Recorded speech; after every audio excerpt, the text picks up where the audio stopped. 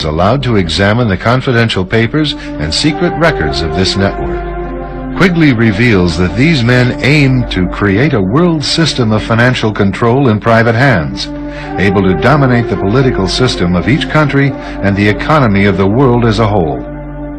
In short, they seek total and quiet control of the entire world. And the CFR is their most visible conduit for carrying out that agenda. CFR members include America's wealthiest tycoons, as well as the highly placed elite in government, academic institutions, tax-exempt foundations, and the establishment media. Ruling Class Journalists, written by Richard Harwood, describes the CFR membership as the ruling establishment in the United States. The Washington Post article boasted that news reporters who are CFR members do not merely analyze and interpret foreign policy for the United States, they help make it. Who are these policymakers? Many of their faces are familiar. NBC's Tom Brokaw, CBS's Dan Rather, ABC's Barbara Walters, Jim Lehrer of PBS, William F. Buckley of National Review, media mogul Rupert Murdoch, owner of the giant multifaceted News Corporation. These media heavyweights, and many others like them, are members of the CFR. Powerful corporations are also invited to become members. At the close of the 20th century, CFR influence presided over far-reaching consolidations of media control. In 1995, CFR members Michael Eisner of Disney and ABC's Thomas Murphy merged their media empires. Soon after the merger, the Disney-ABC empire becomes a CFR corporate member. In the year 2000, the world's largest internet service provider, America Online, joins forces with Time Warner, one of the world's largest news organizations. The CEOs favoring the move are CNN's Thomas Johnson and Time Warner's Gerald Levin, both CFR members. Once again, another media giant is created under the shadow of CFR influence. Today, an elite handful of individuals define the agendas that are supported by the empire of establishment news.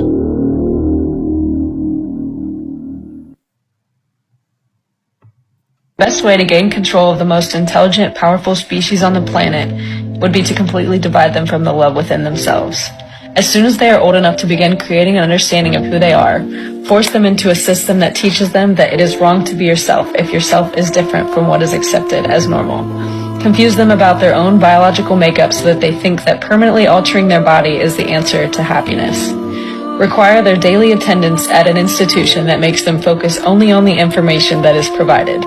Make them attend that institution from age 5 until an adult and repeatedly test them on the information so that it becomes their truth. Give them an explanation to everything so that they never have a chance to make their own assumptions of the world. Scold them and humiliate them if they suggest an opinion that opposes that of their authorities. Keep reminding them of how cruel their ancestors were to each other in the past and broadcast how cruel they are to each other in the present. Only show them tragedies on the news so that they live in fear and think the worst of one another. Convince them that their species used to be that of an incognizant wild animal. Make them think that their very existence is so incredibly random that they lack purpose and struggle to make sense of a creator. Tell them that their kind is as smart as they've ever been so that they don't question the integrity of the system that they're in. Provide them idols with artificial beauty and use them as examples of what it is to look perfect so that they are never content with their own appearance and can't help but to compare themselves amongst each other. Create addictive digital platforms that rank them by numbers so that they base their self-worth off of the amount of followers that they have and are never satisfied. Build a society around them in which those who have money benefit and those who don't fail. Make money their main focus, but make it so difficult to accumulate that they remain in a place of constant struggle, forced to dedicate the majority of their time to the system that made it this way. Tax them in every way possible, but tell them that it's for their own benefit so that they don't think twice about paying it. Take so much of their time and energy throughout the week, but give them 2 days to themselves so that they feel a sense of reward and don't fight back. Promote the consumption of poison in every social setting so that even on those 2 days, they remain disconnected from themselves and each other. Pump their food with excess sugars and addictive chemicals, but make it cheap, advertised, and easily accessible so that they never stop consuming. When their food makes them ill, prescribe them medication that only masks the symptoms so that they become dependent on it every day. Charge them so much money for healthcare so that they stay in a constant loop of consuming, medicating, and working.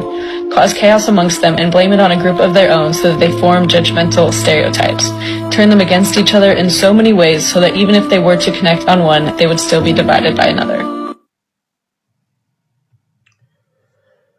Shalom, shalom. First and foremost, I want to give all honor, glory, and praise to Yahweh, Bahashem, Yahushai, Bahashem Rakakwadash. Double honors to the apostles and elders of Great Millstone who teach 100% truth. Shalom to the 144,000, to the elect, just your brother Ra'aya, back with another video. And yeah, y'all. So, as we was watching in these videos, Esau Edom has done a lot of wickedness to obscure the righteous ways of life and to throw everybody into a state of confusion. And this is why we call this place Babylon, or the scriptures call this place Babylon the Great, because Babylon meaning confusion. And this is the daughter of that place that was the ancient Babylon. And this place is a place of complete and utter confusion. And it's so much wickedness that's in place for you not to even find the road to the righteous ways of Yahweh Bahashem Yahweh Shai. And it just make you think like, everybody's just striving and doing things to this world. That's why the scriptures say the ways of a man might be so like, let me get it. Matter of fact, this is Proverbs 21:2. And it says, every way of a man is right in his own eyes, but Yahweh pondereth the heart, right? So, this is why there's so many different ways and confusing ways that you can go on, because Esau Edom is placing so much bullshit obstacles in the way for you to get to the truth. You can't even find what the truth is, And I was watching one of the Elder Apostle Tahara's videos, and he was telling us to look up this man, Carol Quigley.